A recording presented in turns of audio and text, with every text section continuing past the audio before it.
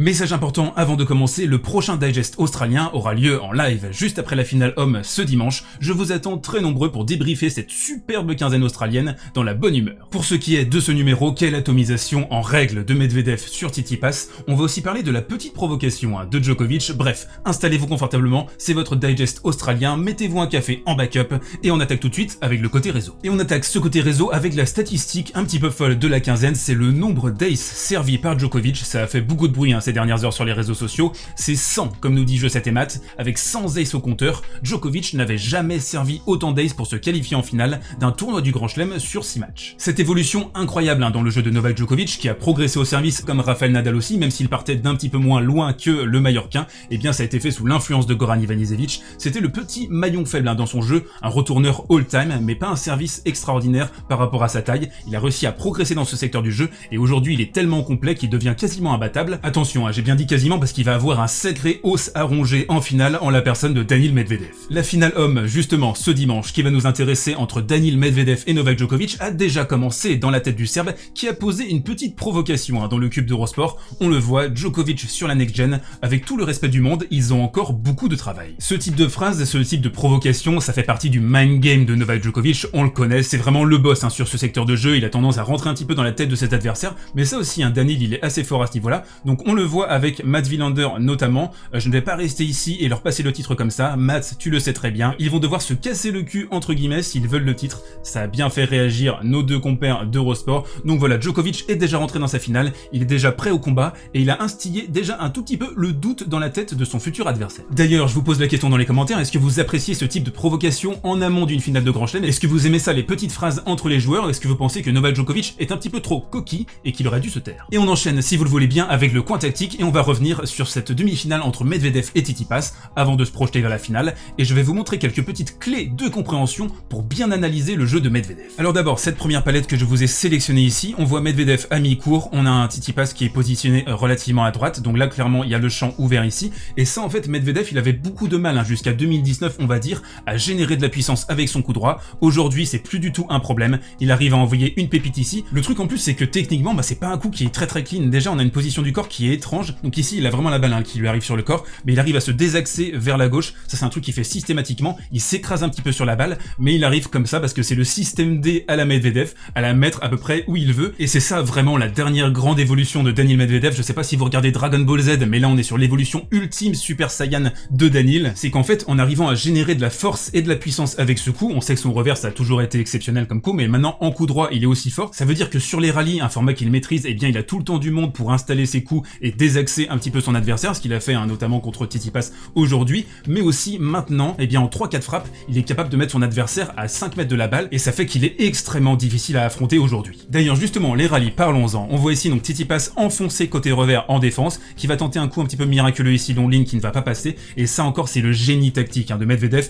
de t'enfoncer dans tes zones qui sont extrêmement inconfortables. Donc ici on l'a vu vraiment travailler au corps Tsitsipas côté revers pour essayer de le forcer à frapper le maximum de coups en revers. On sait que c'est vraiment avec son coup droit qu'il organise le plus le jeu, donc Medvedev toujours qui a utilisé vraiment la défense un petit peu laborieuse de Tsitsipas de ce côté-là pour l'enfoncer, pour le forcer à prendre des risques, ce qu'il a fait ici, pour le forcer à commettre des fautes directes et pour le mettre encore une fois dans une zone d'inconfort. Donc c'est quoi le délire en fait? Qu'est-ce que vous faites contre un mec comme ça? Un mec qui domine les rallyes, un mec qui arrive à accélérer aussi maintenant en coup droit en revers, ça veut dire que vous prenez 2 sets très rapidement comme Tsitsipas, vous faites complètement défoncer, et heureusement que Medvedev a un petit peu relâché son étreinte au milieu du 3e set, sinon Tsitsipas aurait vraiment pris une douille. Ça a été un match quasiment à sens unique du début à la fin. Et comment parler de ce match sans aborder le point le plus spectaculaire de la rencontre, un point définitif d'ailleurs pour Medvedev qui ensuite va s'envoler vers la victoire. Donc on voit ici Tsitsipas à mi-court qui a fait une première attaque qui aurait dû être létale de ce côté. Non, Medvedev l'a renvoyé et il s'embarque vers une course complètement folle. Vous voyez donc ses jambes complètement écartées.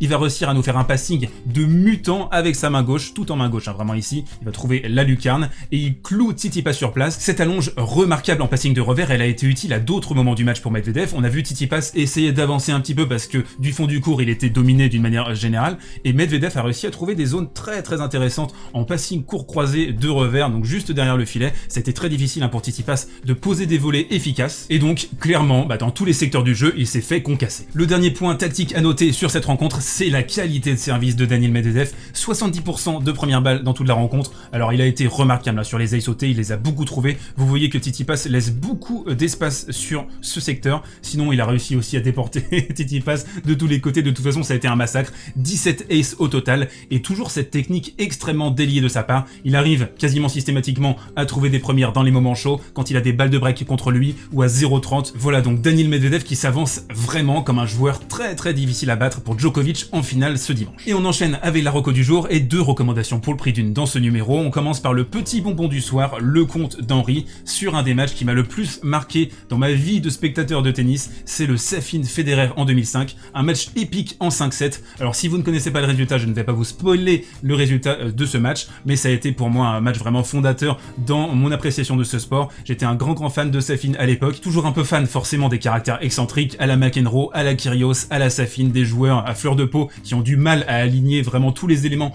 au sein d'un même tournoi. Donc ce match Marat Safin Federer, je vous encourage vivement à regarder ce compte d'Henry, et aussi pourquoi pas en attendant la finale homme à regarder un replay de cette rencontre qui est tout simplement la deuxième plus belle pour moi de la décennie 2000-2010, juste après la finale de Wimbledon 2008. Et la deuxième reco du jour, bah c'en est pas vraiment une, c'est mon pronostic pour la finale, la grosse finale entre Medvedev et Djokovic. On l'avait vu venir à cette finale, ce sont vraiment les deux meilleurs joueurs du tournoi, même si Djokovic a eu des petites alertes physiques ou pas pendant le tournoi. Bref, on va pas revenir sur ce troll infini, on va plutôt se concentrer sur le head-to-head entre les deux hommes. On est à 4-3 pour Novak Djokovic, mais attention, les deux rencontres en 2017, on va les prendre avec des pincettes parce que c'est vraiment à partir de 2019 que Daniil a pris une nouvelle dimension sur le circuit ATP, et à partir de là, on est à 3-2 pour Daniil, donc je pense qu'il y aura aucun complexe à faire dans tous les cas. Il a aussi cette expérience de cette finale de l'US Open 2019 où il n'est pas très loin de l'emporter. Il a les armes techniquement dans son jeu avec un gros service, une grosse qualité de retour qui font penser un petit peu forcément à Novak Djokovic, donc je pense qu'on risque d'avoir une finale extrêmement accrochée et pourquoi pas en 5 manches. Donc pour moi, il y a 2 clés très importantes dans cette rencontre. La première, c'est la qualité de service des deux joueurs. Celui qui arrivera à remporter ces jeux de service le plus facilement possible pourra mettre davantage de pression sur les jeux de retour. Et la deuxième clé, c'est la stabilité émotionnelle. On a vu Novak Djokovic très nerveux à de nombreuses reprises ces derniers mois en Grand Chelem. Il va devoir essayer de mettre sous cloche ses émotions au maximum, essayer de trouver le bon niveau émotionnel, ça on le verra. En finale à Roland Garros contre Nadal, il n'avait pas réussi à trouver le bon réglage, et Daniil aussi de son côté, qui avait un petit peu lâché contre Krajinovic, qui a aussi eu une petite baisse de régime aujourd'hui contre Tsitsipas, donc il faudra maintenir un très bon niveau émotionnel pendant toute la rencontre. Je pense que celui qui parviendra à le faire, parviendra à remporter le tournoi. Du coup, avec tous ces éléments à disposition, je vois plutôt une victoire en 5 manches de Medvedev. Donnez-moi vos pronostics dans les commentaires. Si vous avez kiffé cette Australian Digest pendant toute la quinzaine, n'hésitez pas à vous abonner, à pousser et à partager le kiff autour de vous. Nous, on se retrouve en live juste après la finale pour la débriefer. D'ici là, portez-vous bien et prenez soin de vous. There's been a lot of talks about the new generations coming and taking over the three of us, but realistically that isn't happening still. So I mean, we can talk about it all day if you want, but you know, with all my respect about the other guys, they still have a lot of a lot of work to do.